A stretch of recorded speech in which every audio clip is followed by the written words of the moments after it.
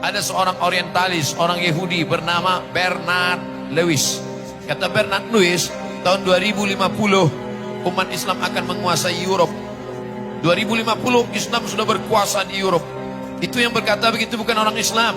Tak sampai 100 tahun lagi. Dari mana analisa dia? Jerman akan diisi oleh imigran-imigran yang datang berpindah dari Turki. Orang Turki sudah memenuhi Jerman. Spanyol dengan Prancis diisi oleh orang Aljazair, Maroko, Mauritania, Tunisia mengisi.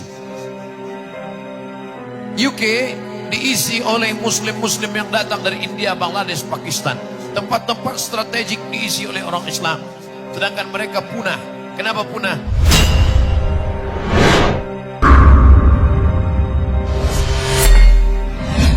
Tumbuh tanaman, selepas itu dia akan bertunas, bercabang, berdaun, berbunga, berputih, berbuah.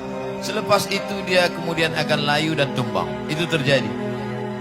Tumbuh tanaman Sayyidina Muhammad SAW diperjuangkan Khulafaur Rasyidin Abu Bakar, Umar, Utsman dan Ali. Kuat pada masa Bani Umayyah, jatuh Bani Umayyah. Naik Bani Abbasiyah, jatuh Bani Abbasiyah. Islam tetap besar, hebat sampai kepada Mesir.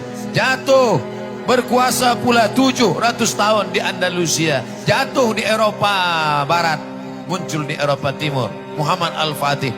Sampai akhirnya pada tahun 1923 ditumbangkan oleh Mustafa Kemal Atatürk.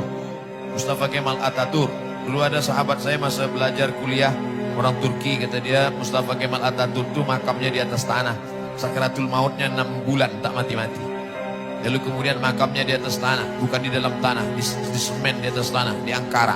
Oleh sebab itu maka bagaimana bisa jatuh? Akibat umat Islam lemah, berpecah belah, sibuk dengan masalah khilafiyah. La tanaza'u, jangan kamu bertikai, berkonflik, berpecah belah. Fatamshalu, kamu akan gagal. Wa tadhhabari hukum, kehilangan semangat. Oleh sebab itu belajar dari Turki Utsmani supaya Islam tetap kokoh, tetap kuat, tetap jaya. Itu menunjukkan istana-istana yang megah di Topkapi yang ada di Istanbul, yang begitu hebatnya temboknya, 35 hektar, dikuasai beratus tahun. Di dapurnya aja, tukang masaknya aja 1000 orang. Bayangkan begitu hebatnya, hancur berkeping, tumbang. Itu menunjukkan bahwa kekuatan binaan, kekuatan istana, kekuatan tidak kuat. Yang kuat adalah orangnya, mesti dikuatkan. Manusianya, orang-orang yang bertakwa, orang-orang yang hebat, orang-orang yang punya kemauan yang kuat, orang-orang yang mujahid fisabilillah.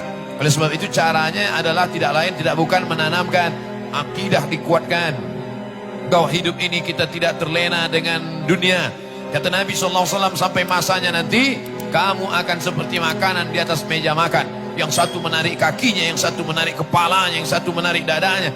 Aqillatun nahnu yawma idzin ya Rasulullah. Apakah saat itu kami sedikit ya Rasulullah? Bal antum katsirun. Jumlah kamu banyak. Lakinnakum ghusaun ka ghusa'is sail. Tapi kamu seperti buih di tengah lautan yang tak ada kekuatan. Begitulah akhirnya, kerana dia tiada kekuatan, terpecah belah, ada pengkhianatan, ada kemunafikan. Akhirnya 1923, 1924 tumbang, terpecah.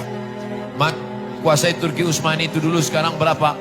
42 negara.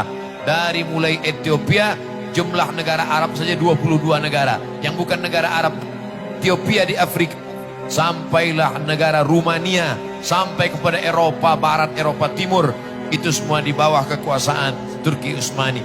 Kalau ingin mengetahui ini semua, mudah-mudahan dibukakan Allah rezeki, nanti pergi umrah, balik dari umrah singgah ke Turki untuk melihat peninggalan-peninggalan itu semua. Tapi al-Islamu ya'lu, Islam akan tetap tinggi, wala yu'la alaih.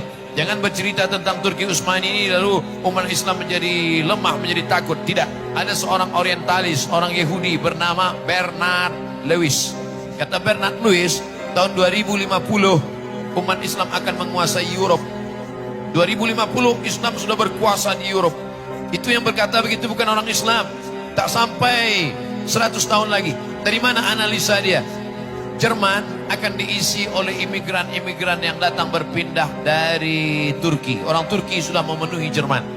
Spanyol dengan Prancis diisi oleh orang Aljazair, Maroko, Mauritania, Tunisia mengisi.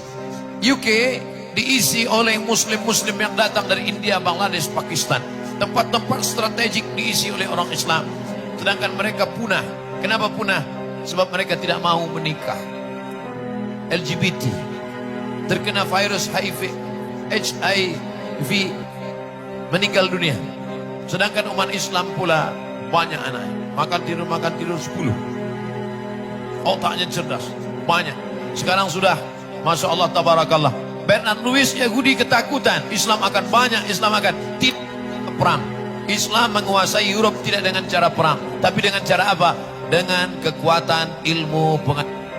Maka Islam yang paling cepat pertumbuhannya amat sangat pesat di Europe hari ini. Maka muncullah Islamophobia, ketakutan terhadap Islam, takut mereka. Maka dipancinglah Islam ini teroris, Islam ini fasis, Islam ini akan membunuh, Islam ini akan memancung. Tapi apa kata Allah? Wa makaru wa makarallah. Mereka membuat tipu daya, Allah membalas. Wallahu khairul makirin. Allah itu amat sangat kuat balasannya. Maka begitu Islamophobia ditakut-takutkan, Islam kalau berkuasa akan membunuh, orang makin mencari-cari Islam. Maka berbondong-bondong orang datang ke Maghribi. Mereka datang dari Spain, datang ke Maghribi, bersyahadat ramai-ramai ke masjid-masjid masuk Islam. Khasnya lagi selepas peristiwa 11 September, ramai-ramai sebab mereka mencari Islam, mereka cari dakwah-dakwah Islam, mereka download buku-buku tentang Islam. Akhirnya mereka wara'aitan nasa idza jaa nasrullah, kalau sudah datang pertolongan dari Allah, wal fath, kemenangan, wara'aitan nasa yadkhuluna fi dinillahi afwaja. Dan saya percaya janji Allah Subhanahu wa taala, innaka la tukhliful mi'ad. Ada satu yang belum. Nabi dulu berjanji 700 tahun namanya, la tuftahanna al-Qastantiniyatu. Nanti Konstantinopel pasti akan direbut oleh umat Islam. Wala ni'mal amiruha. Pemimpin panglima perangnya pemimpin terbaik. Wala ni'mal jaisu dzalikal jais. Dan pasukan tenteranya adalah yang terbaik. Ketika Nabi berkata begitu, semua apa kata mereka? Majnun, gila, sahir, tukang sihir, kadzab, pembohong. Tapi 700 kemudian, siapa yang menyangka ternyata persis seperti yang dikatakan Nabi SAW. Ada satu lagi yang belum terwujud janji Nabi. Apa dia? Rom itu adalah Europe. Itulah yang dikhawatirkan oleh Samuel Huntington dalam bukunya Clash Civilization. Itu juga yang dikhawatirkan oleh Bernard Lewis. Tapi janji Allah SWT akan terwujud. Tidak dengan perang, tidak dengan membunuh, tapi dengan apa? Dengan ilmu pengetahuan. Akan lahir sarjana-sarjana, akan lahir Muslim sekolah yang akan menunjukkan tanda-tanda kebesaran Allah. Sanurihim ayatina fil afaq. Kami akan tunjukkan tanda-tanda kebesaran kami di atas langit, kata Allah. Wa fi anfusihim, bahkan dalam diri mereka, hatta yatabayyana lahum annahul haq, sampai nyata bahwa janji Allah itu akan benar, janji Allah itu akan terwujud. Al-Islamu ya'lu, Islam tinggi, wala yu'la alaih. Tidak ada yang melebihi daripada Islam. InsyaAllah Allah akan menolong Islam. Islam ini pasti akan ditolong Allah. Andai kita tidak ditolong Islam, kita tinggalkan Islam ini, Islam pasti ditolong Allah. Yang jadi masalah adalah apakah kita masuk dalam catatan para penolong-penolong Islam. In tansurullah. Faiz qala Isa bin Maryam lil hawariyin, ketika Isa berkata kepada hawariyin, man ansari ilallah, siapa yang menolong aku menegakkan agama Allah? Qala al hawariyun berkata, nahnu ansarullah, kami yang akan menolong agama Allah. Sekarang saya bertanya, siapa yang akan menolong agama Allah? Kami yang akan menolong agama Allah. Insya Allah kita akan tolong agama Allah. In tansurullah, kalau kau tolong agama Allah, yansurkum, Allah akan menolong kamu. Wa yuthabbit aqdamakum, Allah akan menguatkan kaki kamu. Allah tidak tanya berapa harta yang kau beri, Allah tak tanya apa yang sudah kau buat, Allah tak tanya berapa darahmu yang tumpah untuk jihad, tidak. Tapi yang ditanya Allah adalah apa yang sudah kau ikhlaskan untuk menolong agama Allah Subhanahu wa taala. Mudah-mudahan nanti kita termasuk yang boleh menjawab pertanyaan ketika berhadapan dengan Allah Subhanahu wa taala. Amin ya rabbal alamin.